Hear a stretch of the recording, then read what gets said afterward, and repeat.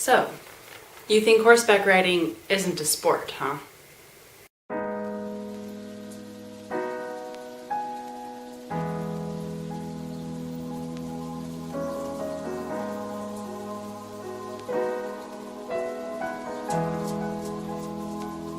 Most equestrians spend their entire lives studying, conditioning themselves and their horses, and working from dawn until dusk to perfect their technique.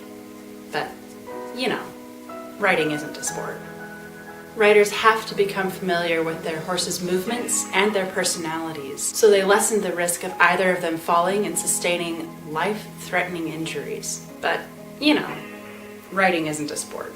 Riders listen to endless criticism, harsh words, unfair judgments, and still have the confidence and faith in themselves to shrug it off, move forward, and improve. But, riding isn't a sport. Riders and horses create unshakable bonds that last a lifetime, forming a team so unified you can barely tell they're communicating. But, riding isn't a sport. Riders sacrifice time away from family, away from home, so they can continue to compete in a harsh and unforgiving environment. But, riding isn't a sport. Riders and horses sustain torn ligaments, broken bones, concussions, exhaustion, the threat of instantaneous death hanging over both of them. And still, they eagerly anticipate the next event. But, riding isn't a sport. You see a spoiled child begging its parents for a pony.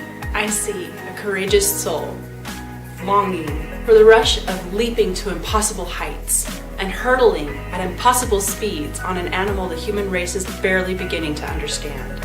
I see the future of horsemanship, the ultimate form of teamwork, patience, dedication, physical labor, mental prowess, and discipline. I see an equestrian. I see a game like no other, but, riding isn't a sport.